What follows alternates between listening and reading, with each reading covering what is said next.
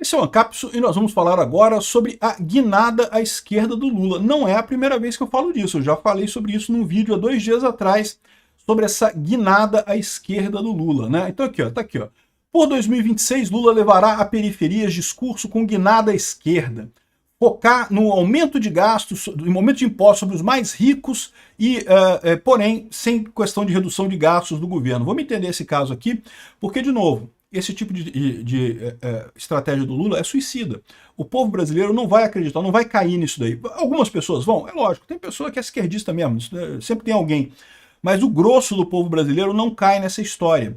Isso significa que é uma estratégia suicida. Faria até sentido se não fosse arriscada. O risco que a gente tem é justamente aqui, ó. Olha só. Governo Lula vai aposentar o slogan União e Reconstrução. Não tem mais união, não. Foda-se união. É nós contra eles agora de novo. Sempre foi, né? Pelo menos deixou de ser hipócrita.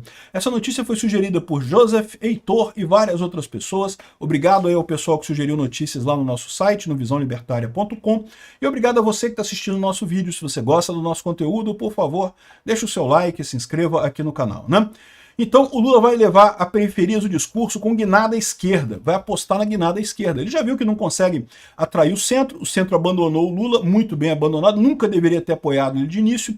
O grande problema é que o fato do centro, da isentosfera, ter apoiado o Lula lá em 2022 levou esse cara à presidência, né? Esse que é o grande problema. Aqui, ó. Enquanto atravessa a maior crise política do terceiro mandato e mira a reeleição, o Lula decidiu mudar o tom do discurso, vai ampliar a presença em periferias do país com proposta de aumentar impostos sobre os mais ricos para beneficiar os pobres. Uma burrice. Todo imposto é imposto sobre a sociedade, não interessa quem paga diretamente o imposto, porque indiretamente essa pessoa vai ter que repassar o custo, vai acabar todo mundo pagando aquele imposto do mesmo jeito. Ah, vamos aumentar o imposto ao banco. O que o banco vai fazer? Vai repassar isso para você, seja numa tarifa mais cara, seja com rendimento menor nas suas aplicações, de uma forma ou de outra, pode ter certeza, quem vai pagar é quem tem conta em banco, né? E isso vale para absolutamente qualquer área. Não vamos tributar IOF, não, porque IOF é só investidor, só quem tem dinheiro, que tem imposto sobre aplicações financeiras, né? O que é uma besteira, porque aplicações financeiras inclui você comprar coisas no exterior. E o IOF é pago. Se você compra alguma coisa no exterior e traz aqui para o Brasil, você paga IOF, né? E se você compra trigo para fazer pãozinho aqui no Brasil, você paga IOF. O que significa que aumentar o IOF vai aumentar o preço do trigo aqui no Brasil. O pãozinho que as pessoas compram na padaria vai sair mais caro no final das contas. Não tem jeito, todo mundo paga imposto. Todo imposto é imposto sobre a sociedade. Essa ideia de imposto sobre os mais ricos, imposto sobre isso, imposto sobre aquilo, não. A única diferença que tem é a parte da sociedade que é guiada por relações voluntárias, que é o mercado, em que você não é obrigado, por exemplo, quando você vai no supermercado, você não é obrigado a comprar nada, você compra o que você quiser. Ninguém é obrigado a vender nada para você também. Você vende para você se eles quiserem vender. Então, assim, é a parte voluntária da sociedade. E tem a parte coercitiva, que é o Estado. A única diferença que faz é quando o dinheiro está saindo de um lado e indo para o outro. Porque quem cria dinheiro, quem cria valor, é sempre a sociedade. Eu já expliquei para vocês, o valor é criado nas trocas voluntárias. Quando alguém compra e vende alguma coisa, né, a pessoa que compra, ela valoriza mais aquela coisa do que o dinheiro que ela está dando. Por óbvio, senão ela não comprava. E da mesma forma, quem está vendendo, da mesma forma, valoriza mais o dinheiro do que a coisa que está dando para venda. E nesse momento, no momento que fez a troca, os dois saíram mais ricos. Você reparou? Porque você achava que o dinheiro valia menos que a coisa. Agora você tem a coisa. Você ficou um pouquinho mais rico. Criou um pouquinho de riqueza. O supermercado achava que o dinheiro seu vale mais do que a coisa que entregou para você. O supermercado ficou um pouquinho mais rico.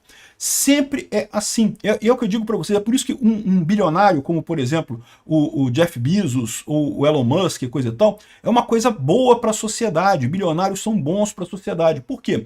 Se eles ficaram bilionários fazendo negócio, fazendo transações voluntárias, isso significa que, igual valor ao que eles têm hoje de lucro, eles causaram na sociedade de forma geral, porque as pessoas compraram Tesla porque gostam do Tesla. O Tesla é um bom carro, tem um bom potencial, né?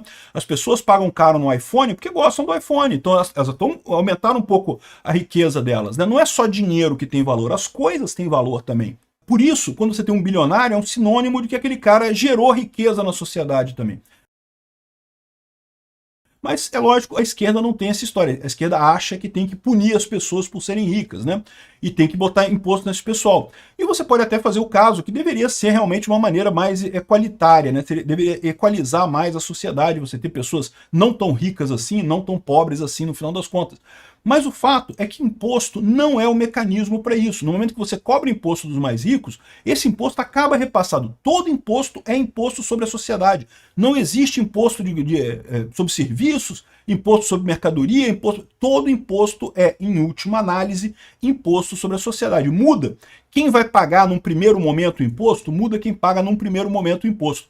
Muda de forma geral na sociedade como um todo? Não, porque isso acaba sendo distribuído e vai acabar sendo distribuído, todo mundo vai acabar pagando esse imposto de uma forma ou de outra, né?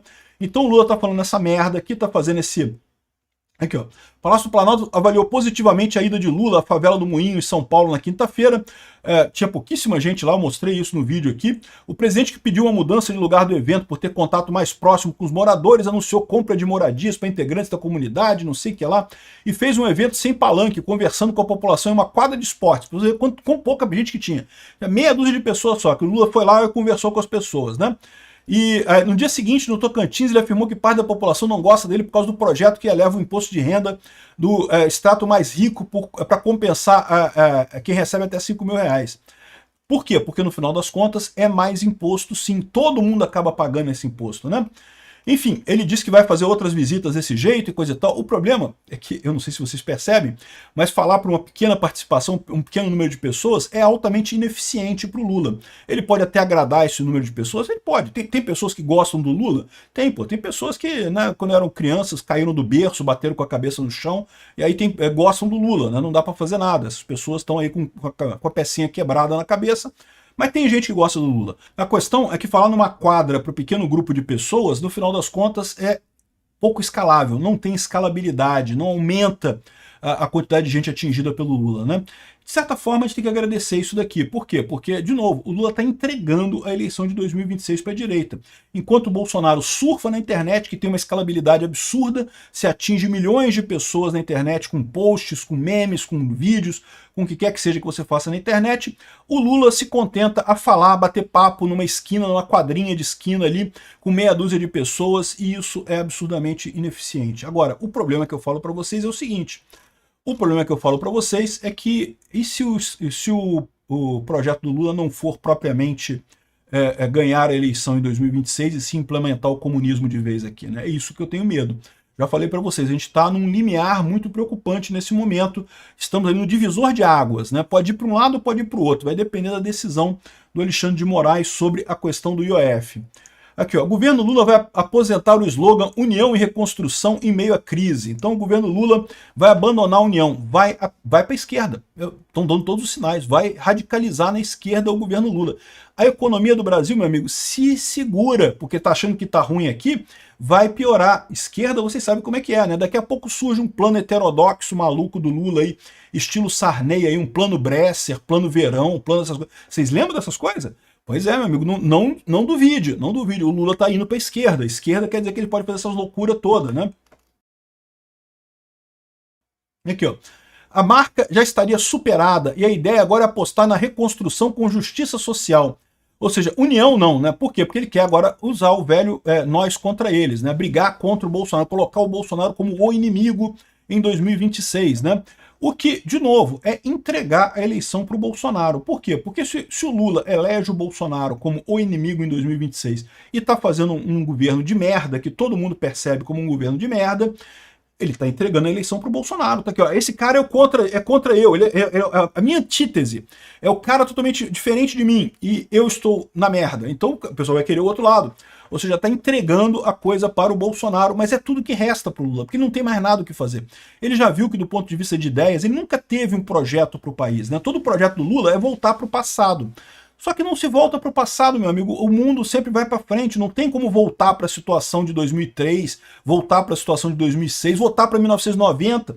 O sonho do Lula, as ideias do Lula são ideias para 1970, na verdade, né? É mais antiga ainda.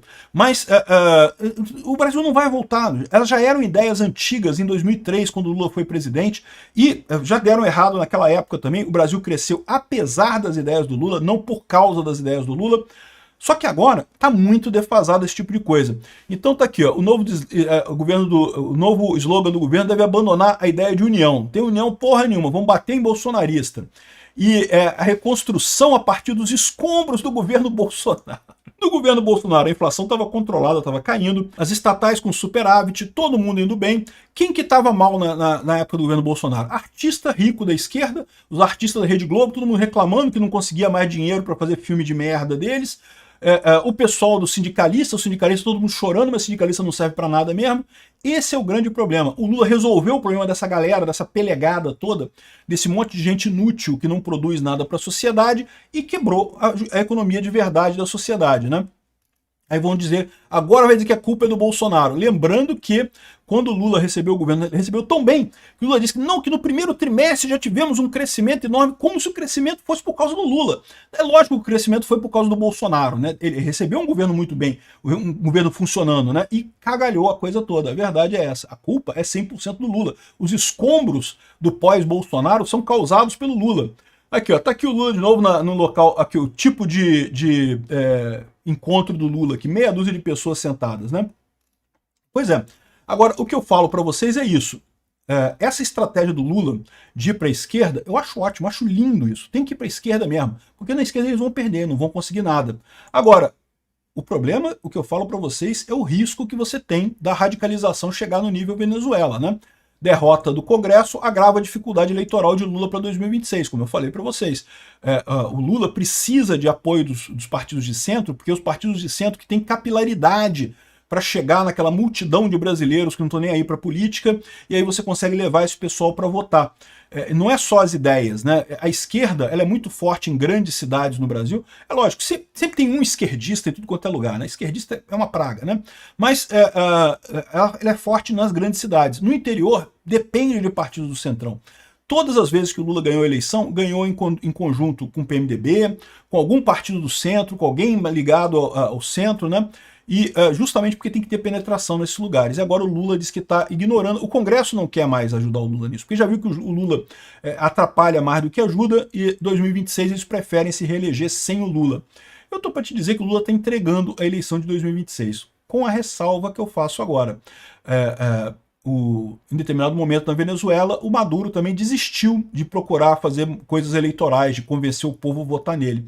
É mais fácil convencer o executivo, é mais fácil convencer o judiciário a garantir que eu sou o eleito toda vez, e é muito mais simples isso, e pronto, e acabou, né? E você diz que isso é para defender a democracia, e não sei o que lá, a soberania do país, e não sei o que lá. Isso é o que eu temo. Vamos ver qual vai ser a decisão do Alexandre de Moraes sobre a questão do IOF, porque isso vai ser uma coisa decisiva essa semana.